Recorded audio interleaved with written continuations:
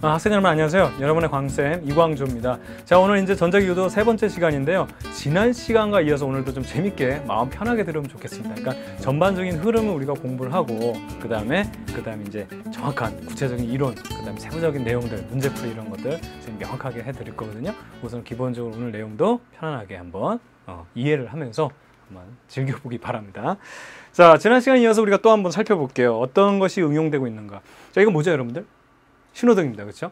스마트 신호등이라고 한번 들어본 적 있나요? 그러니까 그 차량의 어떤 이렇게 통행의 흐름에 따라서 자동적으로 신호가 제어되는 거죠. 사실은 지금 우리 신호 체계는 어떤 시간의 흐름이죠. 정해진 시간에 따라서 뭐 파란불 켜지고 빨간불 켜지고 이렇게 딱딱딱딱 이렇게 정해지게 되어 있는데 차량이 그러니까 예를 들어서 차량이 하나도 없어도 그렇죠? 파란불 계속 켜져 있다던가 그 시간의 흐름에 따라서 뭐 빨간불이 계속 켜져 있다던가 이렇게 되잖아요. 근데 이 흐름에 따라서 이걸 제어한다는 거죠. 이게 바로 이제 이런 시스템인데 바로 전자기 유도 그리고 이제 전자기력을 이용한 그런 내용이 되겠습니다. 전자기 유도를 이용한 거죠. 이제 여기서 보게 되면 이런 거죠. 요 안에 도로를 보게 되면은요 마찬가지입니다. 우리 지난 시간에 배웠던 내용과 똑같아요. 코일이 매설돼 있어요. 코일이 매설돼 있어요. 그렇죠? 코일이 매설돼 있고요. 요게 이제 1차 코일이라고 한다면 뒤에 여기 보이죠? 여기 저기 좀 자세히 보이나 모르겠는데 사진 보게 되면 이제 여기 이제 안쪽에 1차 코일이 이렇게 매설돼 있으면 2차 코일이 그 앞쪽에 이렇게 차선별로 다 있죠. 그럼 1차 코일에만 여기를 뭘 넣어준다? 그렇죠. 교류 전기를 넣어준 거예요.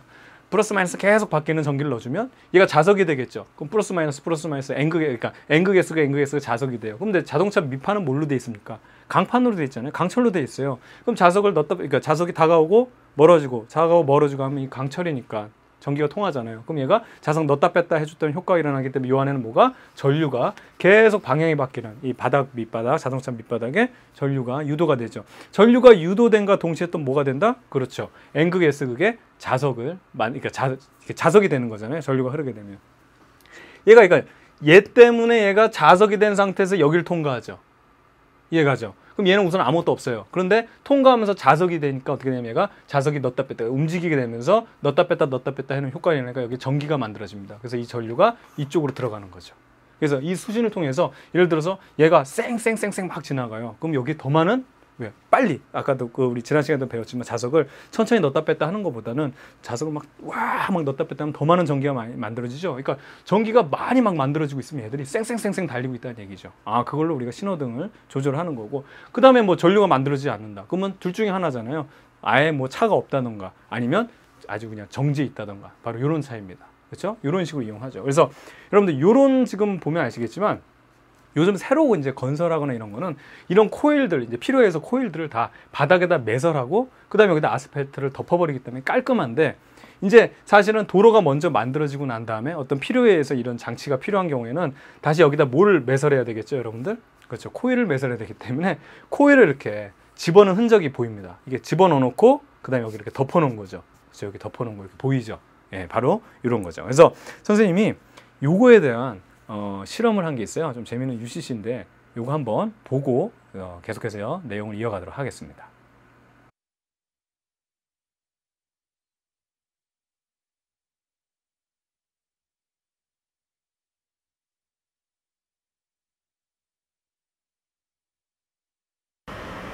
자, 학생 여러분 여기 우리 많이 봤던 학교 후문에서 내려오면 우리 동아아파트 앞에 있는 차단기입니다. 근데 이 차단기가 아까 설명했던 여러분들 그 신호등 자동적으로 차량의 그 대수에 관해서 변하게 되는 신호등과 우리나라에는 그 신호등을 응용한 곳이 없어요. 그런데 그거랑 똑같은 원리를 응용한 것이 바로 이 차단기예요. 그래서 여러분들 이 바닥을 한번 보도록 할게요. 자, 이런 바닥을 보면 바닥에 예리하게 이렇게 갈라진 부분이 있는데 이 갈라진 부분에 과연 무엇이 들어가 있을까? 한번 생각해봐. 뭐가 들어가 있겠죠? 그렇죠. 코일이 들어가 있습니다. 이 안에 코일이 들어가 있으면 여기에 금속이 지나가게 되면 바로 자기장을 만들고 그 변한 자기장이 전류를 만들어서 저 차단기에 전류를 전해주죠. 아까 봤던 그 신호등이 켜지는 거랑 똑같은 원리로 여기서 온 전류가 바로 이 차단기를 열게 합니다. 그래서 선생님이 직접 한번 지나가 볼게요. 지나갈 때 선생님은 금속이 아니기 때문에 전혀 자기장이나 전기장의 변화가 있을 수가 없게 돼요. 그렇죠? 아무런 변화가 없습니다. 그런데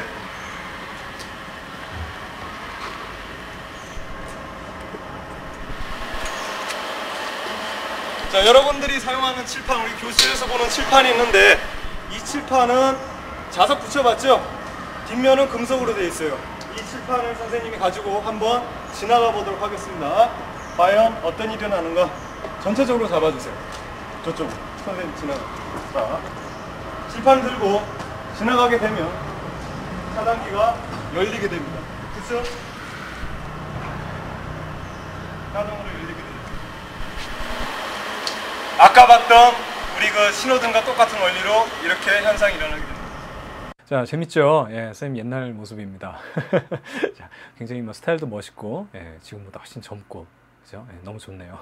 자, 그 영상을 보면 좀 약간 수정을 할 필요가 있는 게, 그 실험을 하다가 사실 여러 번 좀 실패를 했어요. 왜냐하면 그 차들이 막 보면 막 눈치 보죠. 막 마음만 다급해가지고 막 할만하면 막 차 와서 비켜주고 또 뭐 할만하면 차 와서 비켜주고 막 해가지고 정없이 말을 해서 그런데 실질적으로 여러분들 그 선생님이 아까 말씀드렸던 거 그 자동차가 지나갈 때랑 똑같이 그 칠판에 여러분들 그죠? 유도 자기장이 유도가 돼가지고 그 자기장에 의해서 또 다른 또 이제 전류를 만들어내서 차단기가 열리는 바로 그러한 현상이 되겠습니다. 재밌었어요. 뭐 자동차 와서 막 도망도 다니고 처음에 또 이제 몇 번 하는데 막 경비 아저씨 와가지고 왜 이상한 사람 와가지고 막 칠판 들고 돌아다니면 계속 열리니까 막 고장 난다고 그랬던 그런 내용입니다. 자, 어쨌든 우리가 이 현상을 이용해서 이렇게 선생님 칠판 하나로도 차단기를 열 수 있는 그런 실험을 해봤습니다. 자, 그럼 계속해서 그림 보이죠? 일렉트릭 기타에 대해서도 한번 살펴보도록 하겠습니다. 이 전기 기타죠? 전자 기타라기도 하고 이 기타의 특징 중에 하나는 뭐가 되냐면 그렇죠. 얘는 스스로 발전을 해요. 어떤 그 전기적인 신호를 만들어내고 그 전기적인 신호를 우리가 또 변조해 가지고 굉장히 다양한 음색을 만들죠. 굉장히 뭐 이렇게 여러분들 뭐 전자기타 하면 전기기타 하면은 뭐 부드러운 소리도 나오고요. 막 그 우리 어머님들 막 그 질색하는 거 막 그 디스토션 소리라고 해가지고 막 쟁쟁쟁쟁 하는 막 이런 막 하드락이나 헤비메탈 소리 이런 것도 만들어내죠. 그걸 어떻게 해서 만들어내냐? 그 원리도 마찬가지로 전자기 유도를 통해서 만들어내는 겁니다. 자, 기타가 이렇게 있을 때 일렉 기타의 가장 큰 핵심 부품 중에 하나가 바로 이 픽업이라는 겁니다. 픽업. 여기 보면 이 픽업이 3개가 달렸네요. 뭐 모양에 따라서 다양한 모양도 있고, 뭐 이건 이제 뭐 싱글 코일 픽업이라고 그러고, 뭐 험버커 픽업도 있고요. 2개 달린 것도 있고, 하나 달린 것도 있고, 뭐 3개 달린 것도 있고 이런데 얘가 바로 이 전자기 유도를 이용해 가지고 실제로 이 기타 내에서도 뭐 발전을 일으켜서 전류를 만들어내는 겁니다. 자, 그러면 요거 핵심을 한번 보도록 할게요. 자, 여기 보게 되면 요게 픽업이거든요. 여기 보면 보이죠? 코일이 칙칙칙 감겨 있고요. 여기 이게 자석이에요. 막대 자석인데 6개입니다. 이거 왜 6개일까요? 그렇죠. 이게 기타가 6줄이거든요. 그래서 이게 6개입니다. 뭐 베이스 기타 같은 건 4줄이면 이거 이 막대 자석 4개 있고요. 뭐 개량형 기타, 뭐 7형 기타 이런 거면 이제 7개 있으면 되죠. 그럼 이제 이게 어떤 역할을 하는지 한번 볼까요? 이게 중요한 건 이제 요거 이제 확대된 그림이에요. 요게 막대 자석이고 거기 코일이 감겨 있고요. 지금 이제 줄이 세팅돼 있어요. 근데 일렉트릭 기타의 가장 큰 특징 중에 하나는 이게 바로 메탈 스트링이라는 거죠. 쉽게 말하면 니켈 줄 같은 거를 써야 돼요. 우리가 뭐 클래식 기타 같은 뭐 나일론 줄 이런 거는 전혀 의미 없어요. 그거를 여기 세팅해 봐도 아무런 의미가 없고요. 분명히 금속으로 된 이 줄을 여기가 세팅을 해 놔야 돼요. 기타 줄을. 그럼 어떤 일이 일어나냐? 사실은 이 니켈 같은 경우는 이제 예를 들어서 뭐 금속 같은 경우는 여기 달라붙죠. 자석이 달라붙잖아요. 쇠니까. 쉽게 말하면 쇠는 이렇게 달라붙잖아요. 그 이유가 뭐냐면 여기서 또 하나 이제 핵심적인 내용인데 우리가 정전기 유도 배웠죠. 자, 얘네들이 자, 뭐 플러스로 대전된 이미 대전된 애를 여기다 갖다 내면 마이너스들이 이쪽으로 쏠리죠. 그러고 나서 이게 첫 번째예요. 마이너스가 이쪽으로 쏠리고 나서 보니까 얘는 플러스고 얘는 마이너스니까 어떻게 되는데 서로 인력을 작용해서 붙으려고 그러죠. 똑같아요. 자석이 붙는 이유도 뭐냐면 실질적으로 요 안에 금속 물질들 여기서는 원자 자석이 있어요. 그럼 여기 자석을 가까이 대게 되면 얘네들이 그 정전기 유도처럼 이 자석도 유도가 돼요. 자극이 유도가 돼가지고 여기에는 S극이 그 다음에 여기는 N극으로 배열을 하게 됩니다. 이제 오늘 이제 뒷부분에 이걸 좀 자세히 공부할 거예요. 그러고 나서 배열을 하고 나서 보니까 나는 얘는 N극이고 나는 S극이네. 그러니까 어떻게 되냐? 서로 붙자 해가지고 달라붙는 거거든요. 근데 문제는 보세요. 이 줄을요 굉장히 그 쉽게 말하면 장력을 이용해서 이제 팽팽하게 유지를 해야지 이제 우리가 연주가 가능하잖아요. 그럼 얘는 붙으려고 그러는데 팽팽하게 유지된 상태예요. 그러면 이 자석의 역할은 끝났어요. 얘를 이렇게 작은 막대 자석으로 이렇게 유도를 해가지고 만들어 놓으면 얘의 역할은 끝났어. 그럼 이제 자석 너는 이제 끝났어. 수고했어. 예. 됐어요. 수고했어요. 그럼 요 상태에서 기타 줄을 탕하고 튕기게 되면 얘가 띠용 하면서 줄이 흔들리겠죠. 그럼 뭐가 되는 거예요? N극의 자석이 여기 코일 있는 데서 넣었다 뺐다 넣었다 뺐다 넣었다 뺐다 하는 거죠. 맞잖아요. 그러니까 넣었다 뺐다 넣었다 뺐다 하면 어떻게 된다? 여기에 전류가 만들어지죠. 근데 굉장히 미세한 전류가 만들어집니다. 굉장히 전류가 약하거든요. 그걸 어디에 연결한다? 앰프라는 거. 정기적인 신호를 받아서 그냥 뻥튀기 하는 거 있잖아요. 뻥튀기 하는 거 앰프에 연결해가지고 그 소리를 뻥하고 키워주게 되면 걔가 어떻게 된다? 그렇죠. 쨍 하는 기타 소리가 나오는 겁니다.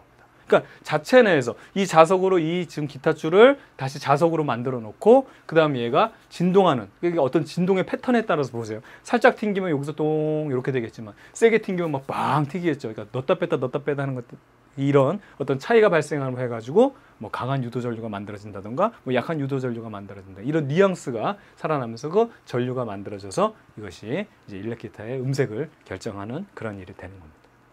굉장히 다양하게 이용되고 있죠. 자, 그러면 실질적으로 이것도 한번 볼까요? 이건 여러분들 선생님이 교재 페이지를 다 나타냈어요. 162쪽입니다. 여러분 확인 한번 해보세요. 162쪽. 이 제목이 뭐냐면 마이크와 강전 효과, 전자기력, 전자유도 이렇게 돼 있는데 이 부분에 가서 이거 또 설명 안 할 거예요. 이거는 여기서 얘기하는 게 맞아요. 아시겠죠? 그래서 선생님이 이 부분에 대해서 자세히 설명 드릴 테니까 거기다 우선 체크. 이 교재에다가 162쪽이라고 한번 체크해 보세요. 다이내믹 마이크라고 돼 있죠. 마이크와 스피커가 있는데 마이크 알죠? 마이크 뭔지 알죠? 예. 스피커 뭔지 알죠? 예, 이거는 이제 여러분 말하는 거고 요거는 저기 소리 나가는 거죠. 여기도 요 마이크 여기 있죠. 요거 예, 요거 있는데 이건데요. 얘네들은요 원리가요 완전 구조가 똑같아요. 100% 동일해요. 마치 뭐랑 똑같다? 그 전에 우리 지난 시간에 배웠던 전동기와 발전기랑 완전히 똑같아요. 자, 한번 볼래요? 마이크가 돼 있어요. 그럼 어떻게 돼 있냐면 얘도 실질적으로 이 마이크나 스피커나 둘 다 정기적인 신호를 이용하는 거예요. 그러면 진동판이 있습니다. 진동판이 있고요. 여기에 코일이 이렇게 붙어 있어요. 그리고 여기 연구 자석이 있어요. 자석이 있어요. 그럼 얘가 아 하고 얘기하면 이 공기적인 진동에 따라 진동판은 굉장히 섬세해요. 얘가 진동판이 움직여요. 그럼 자석은 그대로 있는데 코일이 왔다 갔다 하게 되겠죠. 그럼 자석 넣었다 뺐다 하는 효과죠. 그럼 뭐 만들어져요? 전류 만들어지죠. 그 전류가 나가는 거예요. 그럼 마이크를 통해서 나가요. 근데 이 전류는 굉장히 미약하다는 거죠. 그럼 뭐에 연결한다? 그렇지. 얘를 뻥튀기 해주는 앰프에 연결해 주는 겁니다. 앰플리파이어에 연결해 주면 얘가 이제 이거를 뻥 튀겨줘요. 그죠? 그 전류의 크기를 굉장히 확대시켜 주는 거죠. 그럼 이 전류가 여기 들어와요. 그럼 이제 스피커는 어떻게 되어 있냐면 마찬가지로 연구 자석이 있고요. 여기 스피커 콘이라고 되어 있는 진동판이라고 되어 있죠. 이거 지우자. 자, 진동판이라고 되어 있는 여기에 또 코일이 붙어 있어요. 근데 여기에 이 코일을 통해서 전류가 들어가면 보세요. 전류가 바뀜에 따라서 얘가 뭐가 돼요? 자석이 되죠. 전류가 강해지면 강한 자석 됐다가 전류가 약해지게 들어오면 약한 자석 됐다가 그럼 얘가 자석대가 어떻게 된다? 여기 기존에 자석이 있으니까 밀어내고 그렇죠. 밀어내고 당기고 움박 하면서 어떻게 됐나? 여기 있는 공기를 퍼주는 겁니다. 북팍 해주면서 공기를 이렇게 밀어줌으로 해가지고 뭐 소리를 만들어내는 거죠. 여러분 공기는 음파라는 거 알고 있잖아요. 공기의 진동에 의해서 소리가 전달되는 거. 그래서 결과적으로는 똑같은 현상이에요. 완전히. 그럼 선생님 자 반대로 여기로 만약에 급하게 마이크가 없어. 그럼 스피커 요거를 이쪽 마이크에 연결하면 과연 될까요? 안 될까요? 돼요. 가능은 해요. 여기서 선생님이 얘기를 하죠. 그럼 이게 진동판이 움직이겠죠. 그럼 여기다 어떻게 되냐면 여기가 진동 어떻게 넣었다 뺐다 하면 전기가 만들어지죠. 그 전기가 일로 나가요.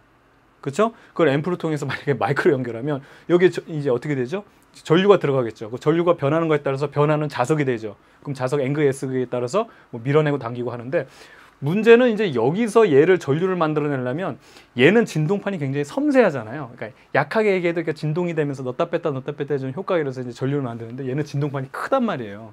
얘를 움직이려면 한 공룡 정도는 돼야 되겠지. 공룡이 그냥 깨악 하게 되면 얘가 그러면 움직이겠죠. 아니면 뭐 목소리가 뭐 우렁차다 그런 사람 가능하겠죠. 그러면 얘가 작은 스피커 그것도 뭐 이따만한 무슨 뭐 공연장 스피커 그건 뭐 택도 없고요. 그걸 하게 되면 얘가 전류가 만들어지죠. 그럼 여기 전류가 나와서 이게 증폭이 되면 여기가 어떻게 되죠? 자석이 되면 여기다 움팍움팍 하면서 여기 소리를 만들어낼 수 있는데 문제는 얘는 굉장히 섬세하다 그랬죠. 만약에 전류가 확대된 전류가 이쪽으로 들어오면 얘가 그냥 푹 하면서 그냥 찢어지면서 터져 나와 버리겠죠. 아니면 아예 퍽 하면서 찢어지면서 달라붙던가. 그래서 요 진동판의 크기 차이, 그렇죠? 그 크기의 차이에 따라서 얘가 섬세하게 움직이느냐 아니면 강하게 밀어주느냐 이 차이지 원리는 완벽하게 똑같습니다. 특히 이걸 우리가 이제 다이내믹 마이크, 이게 이제 마이크 기본이고, 또 이제 형식에 따라서 무슨 컨덴서 마이크도 있고, 뭐 앞전 소자를 이용한 것도 있고, 뭐 이제 그런 이제 마이크들이 있는데, 기본적으로 다이내믹 마이크가 이제 가장 기본적인 마이크거든요. 이거는 바로 전자기 유도를 이용한 거가 되겠습니다. 자, 그 다음에 다음 내용 볼게요. 교재 218쪽이에요. 전기에너지 발생 부분에서 또 발전기가 또 나와요. 선생님이 그 말씀드렸었잖아요. 요번 좀 이게 좀 여러 한 가지에 배우는 내용들이 막 이렇게 퍼져 있기 때문에 요거를 이번에 모아서 좀 말씀을 드리도록 할게요. 교재 218쪽 한번 보고 여기 한번 체크해 보기로 할게요. 자, 그러면 이 발전기도 선생님 말씀드렸잖아요. 그렇죠? 기본적으로 발전기는 얘를 자석이 기존에 있을 때 이 코일이라고 보면, 이 코일을 돌려주면 얘가 N극,S극이 넣었다 뺐다 하는 효과라 그랬죠? 그럼 전기가 만들어지는 거고, 반대로 얘를 돌리는 게 아니고 내가 여기다가 전구가 아니라 뭐 건전지를 연결해주면, 혹은 뭐 교류 전원을 연결해 주게 되면 여기 전기가 들어가면 이 코일이 뭐가 되죠? 자석이 되죠. 그럼 기존에 자석이 있는데 자석이 아니었던 애가 자석이 됨을 해가지고 N극끼리는 서로 밀어내고 S극끼리도 밀어내고, 그 다음에 N극끼리는 N극,S극은 잡아당겨 하면서 얘들이 회전하게 만들어주면 이게 전동기가 되는 거죠. 즉 전동기와 발전기는 완벽하게 동일하다고 그랬죠? 아까 봤던 스피커랑 마이크도 완벽하게 동일한 겁니다. 완벽하게 동일한 원리를 이용하는 거예요.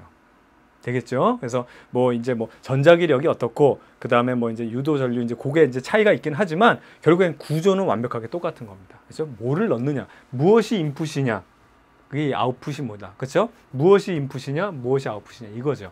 그렇죠? 바로 이 내용. 구조는 완벽하게 똑같다는 내용을 여러분들 좀 알아두면 좋겠어요. 자, 그 다음에 200쪽으로 한번 넘어가 보면 마그네틱 카드가 있어요. 여기서는 이제 뭐냐면 정보 저장과 광통신이라는 데서 또 나와요. 이게 또 나오니까 거기도 200쪽 한번 체크해보고, 이건 뭐냐면 보세요. 여러분들 그 부모님들 그 신용카드 있죠? 거기 보면 이제 마그네틱 선이라고 있어요. 마그네틱은 이제 자석이죠. 그럼 요 안에는 굉장히 짜잘한, 그러니까 굉장히 작은 막대 자석들이 계속 이렇게 배열돼 있어요. 막대 자석들이 막 어떤 NS 이런 게 이게 배열이 돼 있어요. 그럼 여기 보면 이 카드를요 이렇게 긁잖아요. 읽히게 되면 어떻게 되냐면 얘가 이렇게 딱 지나가는 순간에 N극, S극이 어떤 정보를 가지고 있거든요. N극, S극이 어떻게 배열되느냐에 따라서 우리가 거기에다 그러니까 쉽게 말하면 신호를 저장하고 있는데, N극, S극이 지나가면서 계속 바뀌어요. 그럼 여기에 코일이 있어요. 또 코일이 있으면 코일에 N극, S극이 계속 바뀌면 자석을 넣었다 뺐다 해주는 효과죠. 그럼 여기 뭐가 만들어진다? 전류가 만들어진다는 거죠. 그 전류는 뭐에 연결돼 있다? 여러분 컴퓨터의 CPU에 연결돼 있으면 그 고객이나 아니면 그 손님의 정보가 여기 전달돼 가지고 그 뭐 결제를 한다거나 이렇게 되는 거죠. 되겠죠? 바로 이 내용이에요. 뭐 너무나도 다양하게 활용이 되고 있잖아요. 그래서 자기 테이프 기록과 재생, 이것도 여러분들 정보 저장과 광통신 부분에 나오는 건데 여기서 끝내버리도록 하겠습니다. 그 뒷부분에 있는 내용이지만, 자, 여기서 보세요. 아, 여러분 이거 아나요? 그 카세트 테이프 아나요? 아니면 비디오 테이프. 그건데 쉽게 말하면 여기에 헤드라는 것이 있고요. 여기에 이제 코일이 감겨져 있고요. 이게 이제 자기화된 테이프예요. 자화되지 않은 테이프예요. 여기서 이제 녹음 과정이에요. 녹음 과정 기본적으로 뭐냐면 전류를 우선 넣어줘요. 전기를 넣어주는 거예요. 전기를. 그럼 여기에 코일에다 전기를 넣어주게 되면, 변하는 전기를 넣어주면 여기 자석이 되겠죠. 근데 변하는 전기를 넣어주게 되면, 변하는 전기 신호를 넣어주게 되면은 N극, S극 막 바뀌면서 여기 자기 테이프를 지나가면 이 N극, S극에 따라서 얘네들이 작은 이 원자 자석들이라 그러는 얘네들이 배열을 하게 됩니다. 그러면 내가 정보를 준 그 내용대로 얘네들이 배열을 하게 되겠죠. 이것이 바로 녹음 과정이에요. 혹은 녹화 과정입니다. 그렇죠? 그리고 난 다음에 이제는요, 이걸 재생하는 거예요. 재생할 때는 반대로 전기를 넣어주는 게 아니고 그냥 얘를 돌려주는 거예요. 그러니까 물론 얘도 돌아가지만 이제 얘를 그냥 읽혀주는 거예요. 그럼 얘들이 이미 이렇게 자화된 테이프가 있어요. N극, S극이 탁 이렇게 기록된 이 정보들이 기억된 얘가 이 헤드를 지나가면 이 헤드에서 어떻게 되냐면 여러분들 N극, S극이 계속 바뀌죠. 그럼 코일이 있는데 N극, S 계속 바뀌니까 뭐가 만들어져요? 거기에 해당하는 전류가 만들어지죠. 전기가 만들어집니다. 그럼 이 전기를 다시 걔가 읽어가지고 다시 역으로 여기 지금 테이프에 들어있는 이러한 정보를 얘가 다시 뽑아내는 거죠. 자, 다시 녹음하는 것은 전기를 넣어줘서 여기를 자화시키는 거고요.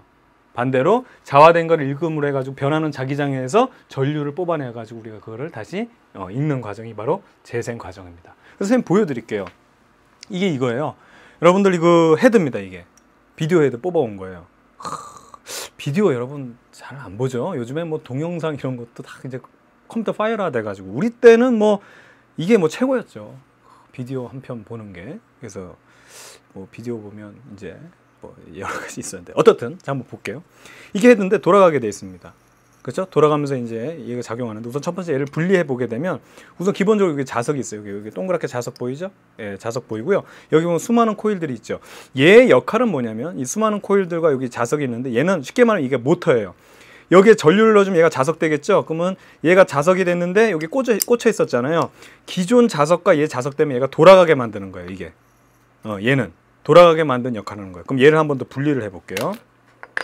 자, 분리를 해보게 되면 보세요. 자, 여기도 안에 보면 이 헤드를 보게 되면 자석이 있고 코일들이 있죠. 얘네들은 이제 읽는 역할. 아까 이 코일들은 쉽게 말하면 전기 넣어줘서 얘가 자석돼서 돌아가게 하는 전동기 역할을 하는 거고요.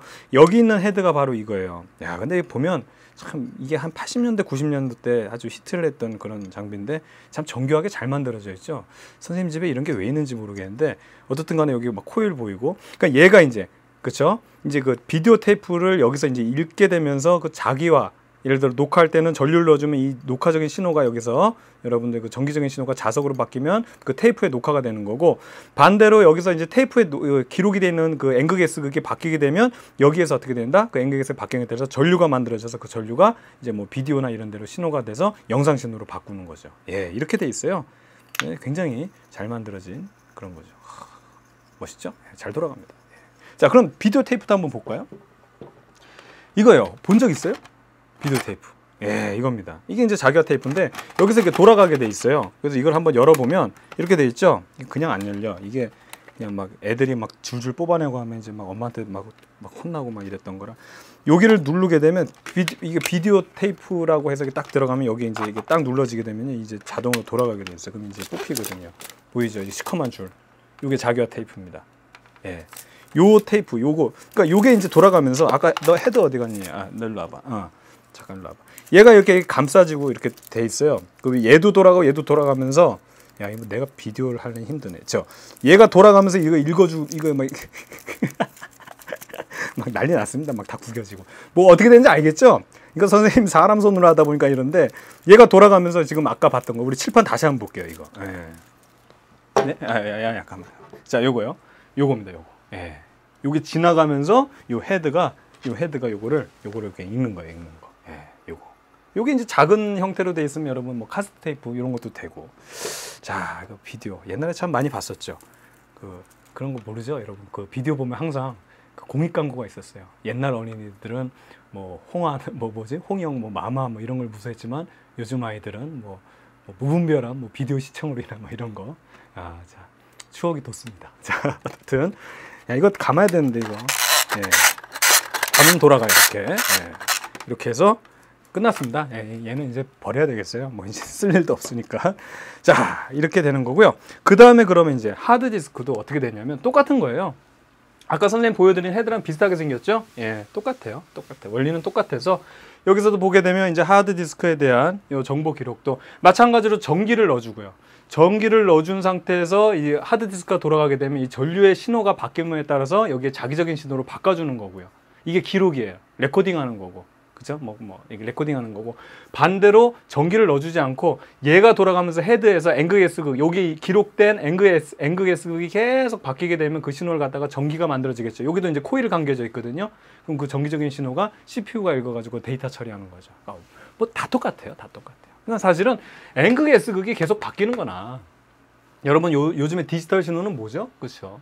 101010 바뀌잖아요. 1 코드 1 들어가면 ON이고 뭐 0 들어가면 OFF고 이거랑 뭐 같은 거의 비슷한 내용이죠. 이런 식으로 해가지고 우리가 정보를 저장하는 그런 역할을 하는 겁니다. 재밌죠? 예, 좋습니다.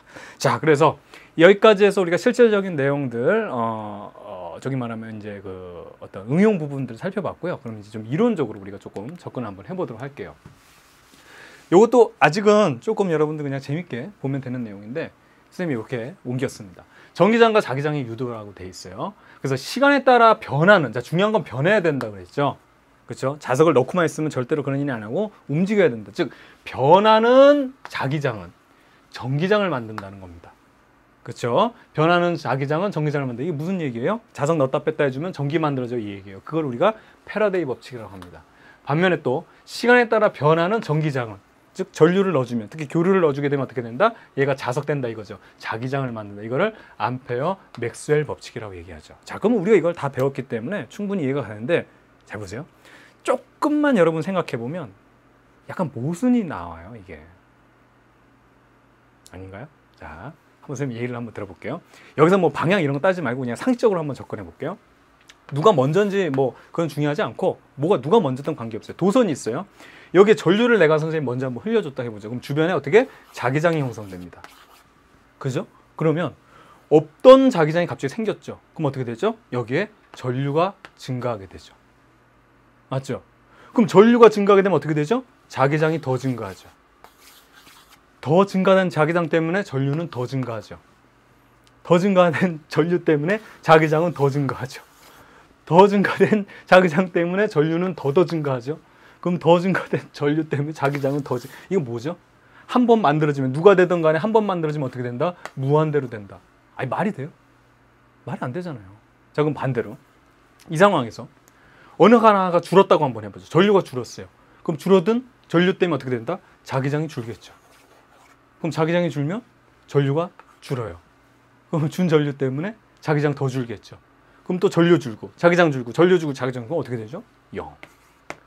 아니 세상에 이게 말이 돼요? 뭐든지 뭐가 됐던 간에 하나만 어쨌든 뭐 커지게만 하면 그냥 무한대가 되고 이건 뭐 진짜 무대뽀잖아요. 아니면 조금만 줄면 어떻게 돼? 아예 없어져야 된다. 어떻게 이런 게 있을 수 있어요. 그쵸? 근데 봤잖아요 지금까지.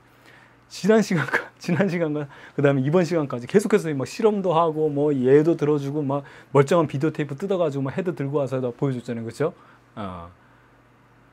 말이 안 되잖아요. 그럼 말이 안 되는 거예요. 근데 이걸 따로 놓고 보면 같이 놓고 보면 이렇게 말이 안 되는 일이 벌어지는데 같이 놓고 보면 그러니까 같이 놓고 보면 말이 안 되는데 따로 떨어뜨려 놓고 보면 이게 말이 된다는 얘기죠. 이걸 고민했던 사람이 바로 맥스웰입니다. 아 훌륭한 사람이에요 맥스웰. 예. 이 사람이 어떻게 했냐면 이걸 보니까 이거 진짜 당연한 어떻게 보면 어떤 현상들인데 이걸 갖다가 합쳐놓고 보면 말이 안 된다 이거죠. 그래서 이 사람의 굉장한 아이디어 중에 하나는 뭐냐면 그렇다면 얘는 분명히 존재하죠. 응? 무한대로 가거나 0이 될 수는 없어요. 근데 존재는 한단 말이죠. 그럼 존재할 수 있는 단 하나의 어떤 값이 있을 것이다. 그 하나의 조건이 있을 것이다. 그 조건만 만족하면 그것은 유지될 것이다. 그렇죠? 그거를 해결한 겁니다. 자, 그럼 다음 내용 볼게요. 이게 바로 이제 맥스웰의 작품이죠. 맥스웰의 방정식입니다. 자, 여러분들 이거 보면 벌써부터 이제 뭐 경기가 일어나겠지만 괜찮습니다. 안 어렵습니다. 뭐 안 어렵죠? 뭐 식이 뭐 길지가 않잖아요, 우선. 안 배워서 그래요. 여기 보면 뭐 델 오퍼레이터, 미분 연산자라고 하는데요. 그냥 미분하라는 얘기입니다. 여러분들 그 변화랑 얘기하는 델타랑 다른 거예요. 델 오퍼레이터. 우리 그 삼각형 거꾸로 해놓은 건데 안 배웠어요. 괜찮아요. 자, 다이버전스라는 겁니다. 이거는 이제 공간상으로 이제 퍼져나가는 양을 측정하는 수학적인 우리 어떤 툴이거든요. 수학적인 어떤 기술이. 안 배웠어요. 괜찮아요. 뭐 전압밀도 뭐 이런 안 배웠고. 이건 전기장이에요. 전기장. 여러분 이건 알고 있어요. 우리 지난 시간 했으니까. 그다음에 이거 뭐 델 오퍼레이터, 컬 이거 곱하기 아닙니다. 컬이라는 거. 이건 회오리. 그쵸? 막 회오리 치는 것을 수학적으로 나타내는 방식이에요. 안 배웠어요. 근데 요거 B라는 것은 여러분 자기장이에요. 이거 자석. 요거는 전기. 그런데 우리가 이제 공간을 의미하는 거니까 전기장, 자기장. 뭐 안 배우고 뭐 전압밀도. 이거 편미분이라는 건 여러분 알죠? 라운드라고 해가지고 변수가 여러 개 있을 때 쉽게 말하면 이거는 델타 T분의 델타 E랑 똑같아요. 근데 안 배웠어요. 그래서 안 배워서 뭐 괜찮아요. 안 배워서 그런 거니까 나중에 배우면 되지 뭐. 근데 이거를 우리가 해석을 한번 해보겠다는 거예요, 선생님이. 무슨 얘기냐? 자, 어렵지 않게 한번 볼 수 있습니다. 뭐 되게 복잡해 보이지만 자 보세요. 여기부터 한번 볼게요. 이거 뭐죠, 여러분? 결국엔 델타 T분의 델타 E라고 할 수 있겠죠. 전기장이 변하면 아까 교류처럼 전기가 변하면 뭐가 만들어진다? 자기장 만들어진다. 그 식이에요. 이걸 우리가 암페어의 법칙이라고 하는 겁니다. 이제 해석되죠? 이런 거구나. 괜히 걱정했네. 그렇죠? 자기장이 변하면 아까 자석 넣었다 뺐다 해주면 뭐 만들어진다? 전기 만들어졌죠? 전기 만들어졌잖아요. 이걸 우리가 패러데이 법칙이라고 합니다. 되겠죠? 이거예요. 그 다음에 여기 두 개가 이제 요건데 자, 요게 이제 여러분들 요거 다이버전스라는 거는 공간상으로 퍼져나가는 거. 쉽게 말하면 우리가 이제 전기력선 그려봤잖아요. 이거 여러분 해보라 그랬는데 안 해봤죠? 해봐야 돼요. 이거 해요 좀. 그러니까 여러분 선생님 열심히 공부했는데 성적이 안 나와요. 안 해요. 안 해서 그래요. 안 해서. 자, 이거 있잖아요. 공간상으로 전기력선 퍼져나가잖아요. 이 퍼져나가는 양을 우리가 나타내는 것이 바로 이 다이버전스. 얼마나 공간적으로 퍼져나가는가 이거예요. 그 다음에 컬이랑 아까 말한 거랑 회오리. 그러면 자 여기 한번 볼까요? 이거는 여러분 알고 있는 사실이에요. 전기장의 다이버전스를 하게 되면 어떤 일정한 값을 갖는데 자기장의 다이버전스를 취하게 되면 이거는 0이다. 이건 무슨 얘기일까요? 초등학교 때 배웠던 내용이 바로 이 내용이에요. 이걸 우리가 이제 가우스 법칙이라고 그러고 얘기하는 건데요. 이건 가우스 법칙이 이제 전기적인 거, 가우스 법칙이 자석적인 내용인데 여러분 자석은 말이죠. N극에 쓰고 있는 거 여러분 뽀개가지고 이렇게 나는 빨간색 N극이 좋아해가지고 요거 가지려고 딱 뽀개면은 어떻게 N극만 되는 자석 돼야 안 돼요? 안 되죠. 무슨 얘기예요? N극 S극이 또 생기죠. 예, 또 뽀개봤어요. 그럼 어떻게 돼요? 그래도 N극 S극은 생기죠. 믹서기에 넣고 갈아도 N극 S극이 생겨요. 그게 바로 이 내용이에요. 왜냐하면 자석은 자 보세요. 이제 뒤에 나오는 얘기지만 전기력선은 자 플러스에서 나오고 마이너스에서는 어떻게 된다. 뭐 들어가죠. 이렇게 그걸 한 공간적으로 보게 되면 이 다이버전스랑 이거예요. 퍼져 나오는 양, 이 공간에서 어떤 퍼져 나오는 양을 정의하는 거거든요. 그거는 퍼져 나오는 일정한 값이 있다는 얘기예요. 이 나오는 애들 있잖아요. 근데 이 자석은 퍼져 나오는 애가 없다. 왜? 보세요. N에서 나오는 애는 반드시 S로 들어갈 수밖에 없죠. 왜냐하면 N극이 있으면 주변에 S극이 바로 그러니까 옆에 바로 X극이 생긴다 그랬죠. 그럼 나오는 애는 들어가야 돼요. 그럼 공간으로 이렇게 싸잡아보면 어떻게 된다? 튀어나오는 애가 없죠. 그래서 0이라는 거예요. 얘 다이버전스는 튀어나온 애들 얘기하는 거예요. 이게 이 의미예요. 얼마나 간단하게 정의했어요. 점 하나 땅 찍어놓고 0. 이거는 자석은 N극 S극 분리 안 돼. 이게 이 의미예요. 새롭게 느껴지죠? 이 수학이 이렇게 간단하고 즐거운 겁니다. 자, 즐겁다는 얘기를 취소할게요. 미안합니다. 여러분들 스트레스 많을 텐데. 그럼 이거는 무슨 얘기냐? 자기장이 변하면 전기장이 주변에서 회오리 친다. 자, 전기장이 변하면 자기장이 주변. 아까 전류 흘러주면 주변에 자기장 돌면서 나온다. 여러분 뭐 오른손 법칙 그때 봤잖아요. 이거 얘기하는 수학이에요. 이 네 가지씩을 갖다가 맥스웰이 어떻게 된다? 얘네들을 우리가 딱 조합을 하면 얘가 존재할 수 있는 아까 그 모순을 해결할 수 있는 단 하나의 값이 나올 것이다. 라고 해서 얘를 풀었습니다. 그때 놀라운 결과가 나왔죠. 자, 이겁니다. 이건 선생님이 A4 용지에다 선생님이 푼 거예요. 간단해요, 여러분들. 우리가 이제 뭐 안 배워서 그렇지만 좀 배우면 이렇게 해서 요 네 가지씩을 갖다가 풀었어요. 그래서 뭐 여차저차 해가지고 뭐 이제 여러분들 보면 이퀘이션이 이제 파동방정식 형태로 나와서 계산해 보게 되면 요 값이 나와요. 요 값이 얘가 존재할 수 있는 단 하나의 값이 딱 존재합니다. 여기 잘 안 보이죠? 선생님 확대해서 보여줄게요. 2.998 곱하기 10의 8승 미터 퍼 세크라는 속도가 나와요. 엉뚱하게. 얘가 이 속도를 가지게 되면 얘는 존재해요. 아까처럼 무한대가 되거나 0이 되지 않고. 그럼 이 속도가 뭐예요, 여러분들? 이거 여러분들 그 반올림 하면. 그러니까 사실은 이게 정확한 값이에요. 이것도. 이게 뭐죠? 빛의 속도잖아요. 와, 이거 진짜 놀라울 만한 일이에요. 빛을 발견한 거예요, 빛을. 정기적으로 변한 것이 자석을 만들고 자기장이 변하고 자기장이 변하면 전기가 변한다. 이게 뭐다? 걔가 존재하려면 이 속도를 가져야 돼. 근데 이 속도는 우리가 이미 알고 있었거든요. 빛의 속도죠. 그러니까 맥스웰도 처음에 이게 뭐지? 왜 빛의 속도가 나오지? 하다가 느낀 거죠. 얘가 존재할 수 있는 건 얘가 이 속도를 가져야만 해. 근데 이건 빛의 속도야. 그럼 얘는 뭐란 얘기예요? 빛이란 얘기죠. 빛을 발견한 거예요. 즉 빛은 뭐죠? 여러분 들어봤죠? 중학교 때 공부했잖아요. 전자기파. 전기, 자기, 파동이에요. 속도를 가진 거. 놀랍지 않아요? 그냥 이 맥스웰 이거 봐. 그냥 A4 용지 한 장 반 정도, 한 2장 정도로 그 전 세계에서 아무도, 그러니까 옛날에 빛이라고 하면 그냥 뭐 선인들이 빛은 광명이요, 생명의 시작이다 이렇게 얘기할 때 그냥 집에서 책상 앞에서 종이 놓고 깔짝깔짝깔짝 풀어보더니 빛은 이거네, 전자기파네. 예. 빛은 전기와 자기의 파동 형태로 퍼져나가는 형태가 바로 빛이 되는 겁니다. 놀랍죠? 자, 이런 게 이제 물리의 어떤 아름다움이죠. 아, 선생님 참 멋있는 것 같아요. 예, 그냥 책상 앉아가지고 그냥 고생도 안 하고 찍찍찍찍 해가지고 진리를 발견하는 거죠. 자, 멋있습니다. 자, 그래서 우리가 전자기파를 한번 잠깐 살펴보고 넘어가도록 할게요. 여기서도 좀 내용을 다루고 우리 뒤에 또 전자기파 공부하거든요. 거기서 또 자세히 다루겠습니다. 여러분들이 그 중학교 때 사실 파동을 배웠을 때 역학파랑 전자기파를 따로 배웠죠. 역학파의 가장 큰 특징 중에 하나는 얘는 매질이 있어야만 되지만 전자기파는 매질이 없어도 전달이 된다. 이것이 가장 큰 핵심 중에 하나였습니다. 그럼 보면 이게 이제 예를 들어서 뭐 역학파라고 해가지고 뭐 지진파라든가 뭐 소리라든가 이런 걸 우리가 횡파로 나타내는 건데 보세요. 요거 하나만 따라갈게요.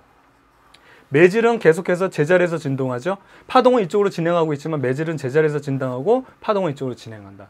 그쵸, 여러분 기억나죠? 그래서 매질이 없으면 진동하는 애가 없기 때문에 전달을 못한다. 그런데 쉽게 말하면 이 전자기파는 그럼 어떻게 매질이 없어서 전달되냐? 그렇죠, 이겁니다. 보세요.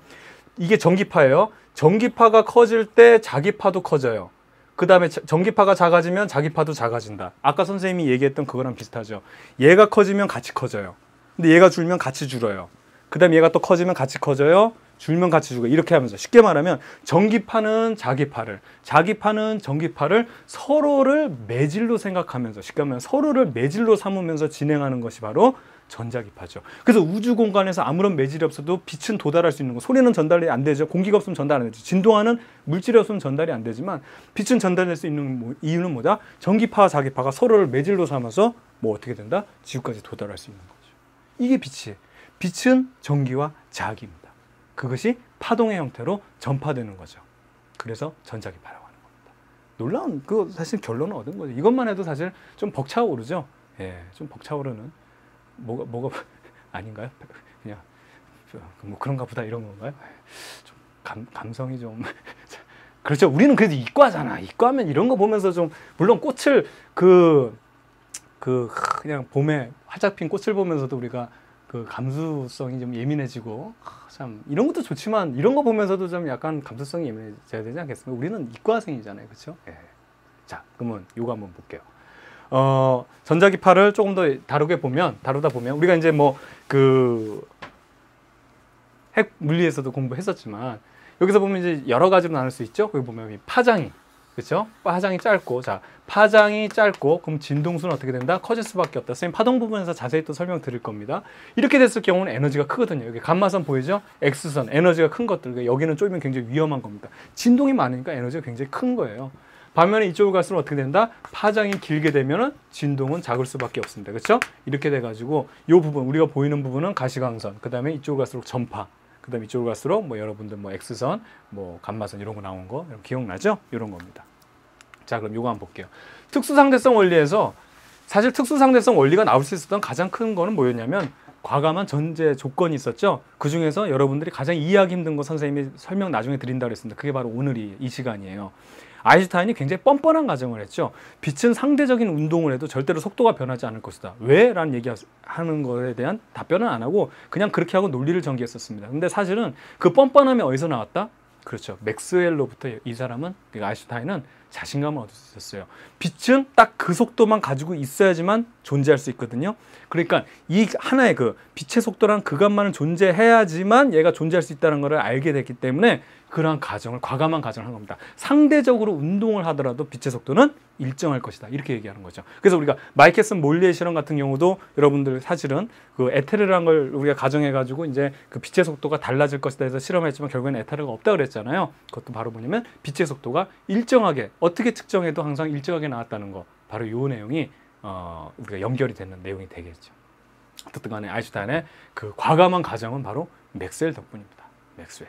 예. 그리고 상대성 원리. 제가 말씀드렸지만 아인슈타인의 어떤 대단한 그 논리적인 이유, 그런 것 중에 하나는 일반 상대성 원리가 참 대단했죠. 근데 특수 상대성 원리는 사실은 그 뭐 갈릴레이 전부터 사실은 여러분들 그 어떤 그 관성 기준계에 대한 그런 어떤 상대적으로 보이는 거에 대한 것들이 다 정해져 있었어요. 그런데 그 부분에 아이디어를 더 이렇게 추가를 해서 이런 놀라운 또 하나 이론을 만들어낸 거죠. 되겠죠? 좋습니다. 자, 그럼 계속해서 요거 볼게요. 이제 우리가 이제 교재 내용으로 좀 들어가서 자기장에 대한 내용 살펴보겠습니다. 이제 좀 쉽게 갈 수가 있어요. 자기력이 미치는 공간이다. 이제는 여러분들 확 이해가 가죠? 그래서 크기라는 것은 자, 자기장의 크기를 보게 되면 자석이 양끝 부분에서 가장 세다라는 거 당연하잖아요, 여러분들. 그래서 이것도 우리가 자기력선을 나타내 줍니다. 그래서 N극에서는 나가게 되고요. 그렇죠?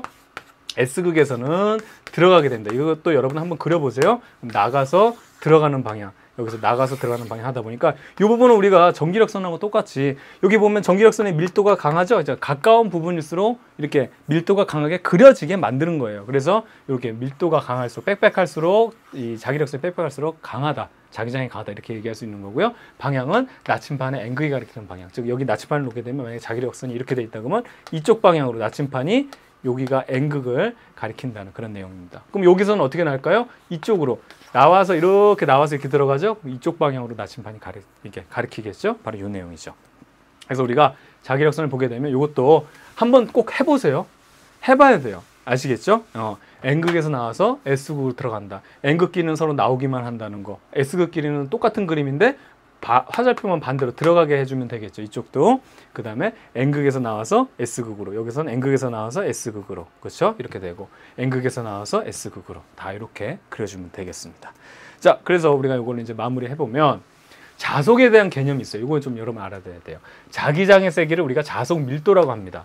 자속이라는 걸 우리가 뭐라고 하냐면 이렇게 파이로 나타내요. 이건 뭐냐면 아까 자기력선의 수를 나타내는 거예요. 수. 되겠죠? 그래서 단순하게 어떤 면적을 통과하는 자기력선의 수를 우리가 이거를 자속이라고 그래요. 자기선속이라고도 하고 자속이라고 합니다. 쉽게 말하면 이거는 그냥 개수예요, 개수. 그럼 얘랑 보세요. 더 큰 면적에는 이렇게 돼 있어요. 셋, 넷, 5개 있다고 해보죠. 그럼 누가 더 자속이 큰 거예요? 얘가 큰 거예요. 그냥 얘가 더 많으니까. 아시겠죠? 그럼 이거는 사실은 누가 더 큰 거를 비교해야 되죠?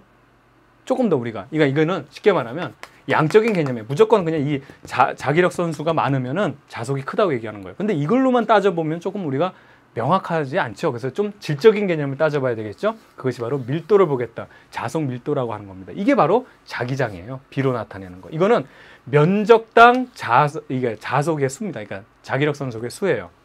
그럼 얘 같은 경우는 요 면적에 4개가 나오지만 얘는 면적을 이만큼 면적이 크잖아요. 그럼 크면 클수록 자기력 선수는 더 많이 나오니까 자기력 수는 면적을 얘랑 똑같이 맞춰봤을 때 몇 개가 나오느냐. 지금 요만큼 면적에 얘가 4개가 나왔는데 얘는 이게 면적이 얘보다 2배라고 해보죠. 그럼 이걸 절반으로 줄이면은 어떻게 됩니까? 여긴 4개인데 절반 줄이면 여기는 2개하고 3개가 되나요? 2개 반이 되겠죠. 그럼 이때는 자기장의 세기는 얘가 더 큰 게 되는 거죠. 이해가죠? 그러니까 이거는 정말로 양적인 내용이고 얘는 질적인 개념, 즉 밀도를 보는 겁니다. 면적으로 나누는 거. 이해가죠? 요 2개에 대한 개념을 정확하게 알고 있어야 돼요. 그러니까 우리가 자기장이라는 것은 밀도를 얘기하는 거고 자속이라는 건 요 수만 얘기하는 거다. 아니 그렇잖아요. 이거 여러분들 항상 양적인 개념하고 질적인 개념 따지잖아요. 동안 선발대회를 한다고 해봅시다. 그런데 그걸 갖다가 그냥 양적인 개념만 따져가지고 동안 선발대회 하면 누가 이겨요? 그럼 애기들이 이기지. 애기들이 동안인데 그냥 동안의 지존인데. 근데 그걸 갖다가 어떻게 해야 되죠? 그렇죠. 나이에 따져서 비교를 해봐야죠.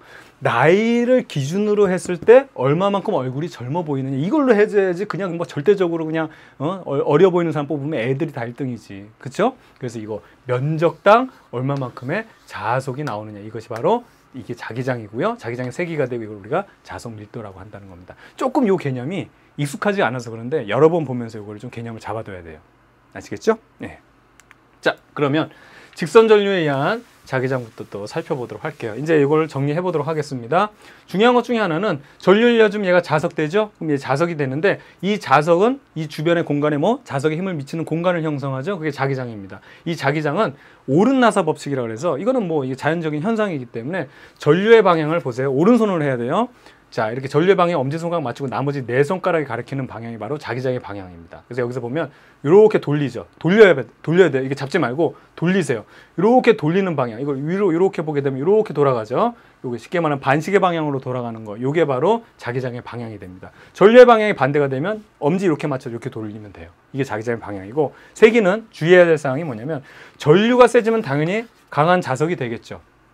전류 많이 넣어주면 더 강한 자석 될 거 아니에요. 이건 맞는데 거리의 제곱의 반비례라는 거 우리가 만류인력 때문에 많이 봤죠. 하지만 이거는 거리의 반비례한다는 사실을 알아둬야 돼요. 아시겠죠? 예, 그 직선도선 이렇고요. 자, 그 다음에 우리가 이제 원형 전류 한번 보도록 할게요. 원형 전류도 마찬가지입니다. 이거는 직선도선을 구부려 놓은 거죠. 그럼 이렇게 되면 얘가 전류가 지금 이렇게 들어가죠. 그럼 이렇게 돌아가죠. 그럼 이쪽에서 이렇게 이쪽 안에서 나오고 이쪽에서는 이렇게 보세요. 이렇게 들어가죠. 들어가고 나오고 들어가고 나오고. 근데 구부려 놓으면 얘도 들어가고 나오고 들어가고 나오고 들어가고 나오고 들어가고 나오면 요 안쪽은 어떻게 되죠? 나오고 나오고 나오고 나오니까 걔들이 다 겹치죠. 그래서 아까 우리 지난 시간에도 배웠지만 얘네들 이렇게 구부려 놓게 되면 더 여기 훨씬 더 강한 자기장이 만들어지기 때문에 강한 자석이 되는 거예요. 여기서 그림 보면은 돌리가면 여기는 모아지잖아요. 얘들이. 그래서 더 강한 자석이 만들어진다. 자, 그래서 강한 자기장이 만들어지는데 마찬가지로 크기는 똑같습니다. 단지 자, 전류가 세면 셀수록 더 강한 자석이 만들어지는 거 똑같고요. 거리에는 반비례한다는 거. 제곱이 아니라 거리에 반비례하는데 여기는 이제 비례상수만 원형이기 때문에 여기 파이가 더 들어가게 돼요. 되겠죠? 예, 그래서 이거 외울 필요 없습니다. 그냥 똑같이 요것만 알아두면 돼요. 자, 마지막으로 요거 한번 보게 되면 이거는 솔레노이드에 의한 자기장이라고 돼 있죠. 칭칭칭칭 감가 놓으면 얘 자체 한번 해볼까요? 자, 보세요. 이렇게 전류 흐르니까 이렇게 돌아가니까 안쪽으로 들어가죠. 이렇게 하니까 엄지 이렇게 맞추면 이렇게 안쪽으로 들어가죠. 이렇게 돌아가니까 이렇게 돌아가죠. 그러니까 이렇게 돼서 모아지고 이렇게 되는 거예요. 그러니까 결과적으로 얘는 이쪽에서 나오는 방향에 자기장이 형성되죠. 그럼 뭐예요, 이게? N극이 되는 거예요, 나오니까. 그럼 반대쪽은 들어가는 거니까 S극이 된다. 그래서 우리가 이거를 칭칭칭칭 감겨 있는 거를 우리가 명칭을 솔레노이드라고 그래요. 이건 좀 알아둬야 됩니다. 많이 나올 거예요, 솔레노이드. 솔레노이드의 방향은, 자, 쉽게 말하면 얘는 막대 자석이 되는 거예요, 막대 자석. N극, S극의 막대 자석이 되는데, 보세요. 이걸 이렇게도 합니다. 아까 선생님이 하나하나 해도 이거 맞지만 편하게 하기 위해서 솔레노이드에서는 이 솔레노이드 경우에는 이쪽 전류 방향을 이렇게 흘러 들어가죠. 그럼 전류 방향을 이렇게 표시해 주세요. 그럼 전류 방향을 아까 봤던 이 네 손가락을 전류 방향으로, 아까랑 엄지랑 다르게 네 손가락으로 맞춰주면 엄지가 가리키는 방향이 바로 N극이 됩니다. 그래서 전류 방향을 이렇게 돌려주면 그때 엄지가 가리키는 방향이 N극이 된다. 이렇게 알아두면 되죠. 자기력의 크기는 마찬가지로 전류에 비례하는데 중요한 건 여기는 뭐냐면 가문수에도 비례한다. 가문수로 계속 누적이 되잖아요. 그렇죠? 얘도 자석, 얘도 자석, 얘도 자석이니까. 그래서 가문수에 비례하는데 중요한 거는 뭐다? 그렇죠. 길이당 가문 자석이에요. 무조건 많이 감는 게 아니라 밀도 있게 빽빽하게 감아야지만 어떻게 된다? 길이당 그 많은 가문의 수가 많을수록 어떻게 됩니까? 더 강한 자석이 된다. 바로 이 내용이 되겠죠. 되겠죠? 자, 그 다음에 우리 자성에 대한 내용을 한번 또 살펴보도록 할게요. 어려운 내용 아니니까 한번 간단히 살펴봅시다. 물질이 외부 자기장에 반응하는 성질이라고 해서 자성, 즉 자석의 성질이에요. 그 원인을 한번 살펴보게 되면 아까 믹서기를 갈아도 N극, S극이 계속 나온다고 그랬죠. 그건 바로 원자적인 형태를 우리가 살펴봐야 되기 때문에 그래요. 원자까지 우리가 이렇게 갈 수 있는 믹서기는 없잖아요.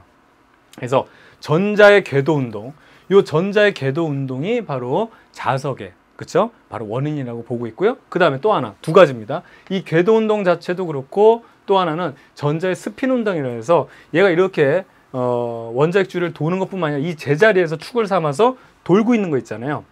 그쵸? 이거 스핀이라고 그러죠. 쉽게 말하면 뭐 예를 들어서 태양 주변에 지구가 공전하는 것뿐만 아니라 지구가 이제 자전하는 것처럼 쉽게 말하면 이 전자들이 이 제자리에서 돌고 있는 거, 이런 스핀 운동에 의해서 뭐 자기장이 형성된다. 즉 자석이 형성된다. 이렇게 얘기하고 있습니다. 이렇게 우리가 보고 있어요. 아시겠죠? 그러니까 얘네들을 전자를 완전히 뭐 띄어내거나 이러지 않는 한 결국엔 N극, S극은 계속 만들어지는 거죠. 되겠죠? 자, 그 다음에 요건데요. 자, 물질이 외부 자기장에 반응하는 성질, 요거 마지막입니다. 그래서 반응 형태에 따른 구분해가지고요.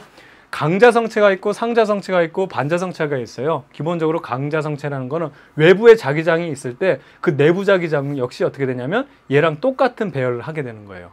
반면에 외부 자기장이 걸렸을 때 상자 성태는 약하게 걸렸어요. 그러니까 약간 자석의 형태가 자성의 성질이 좀 약하게 나타나는 거고, 반자 성체는 아예 반대로 되고 있어요. 그러니까 이거는 완전히 이거랑 역으로 가는 거죠. 이건 왜 그러냐면 이것만 한번 살펴보게 되면 어떤 물질이 있으면 이 안에 원자 자석들이 있죠. 자기장이 이렇게 지금 형성이 되고 있습니다. 자기장이 이렇게 형성되고 있으면 여기서 나오기 때문에 여기 N극 갖다 된 거죠. 그럼 여기 N극 갖다 대면 여기 원자 자석들이, 작은 원자 자석들이 여기 유도가 되는 거예요. 여기는 S극, 여기는 N극, 또 여기는 S극, N극, S극, N극 이렇게 유도가 돼요. 마찬가지로 여기도 S극, N극. 그런데 보세요. 그럼 자기력선이 선생님 N극에서 S극 되니까 반대로 되는 거 아닌가 하는데, 중요한 거는 여러분 보세요. N극에서 S극에서 N극에서 나오죠. 그래서 S극으로 들어가죠. 그러면 자석 내부에서는 어떻게 된다? 자기력선이 S에서 N으로 가요. 그래서 여기서는 서로 얘가 N극이 오면 여기가 S극이 이렇게 딱 유도가 되죠. 이게 붙으려고 하는 거예요. 그럼 여기 어떻게 되냐면 이런 식으로 같은 방향으로 어떻게 된다? 자기력선이 만들어지게 되는 겁니다. 그래서 여기가 딱 달라붙는 거죠. 일반적으로 자석에 잘 붙는 금속들 있죠? 그런 것들이 바로 강자성체고요. 그 다음 상자성체는 그보다는 이 자기력이 굉장히 약하게 되기 때문에 그 효과가 잘 안 나타나는 거고, 반자성체는 아예 반대입니다. 이거 자석과의 반응이 없는 거죠. 그리고 또 하나 알아둬야 될 거는 외부 자기장을 치워줘도 이 지금 강자성체 같은 경우는 어떻게 된다? 그렇죠. 요 상태에서 그대로 이 자성, 요 내부 자기장을 유지하고요. 나머지는 유지하지 않습니다. 그렇죠? 이런 특징들을 알아두면 될 것 같아요. 자, 1시간 동안 고생 많았고요. 저는 여러분의 광쌤 이광주였습니다. 다음 시간에 이어서 계속 하도록 할게요. 여러분들 수고했습니다.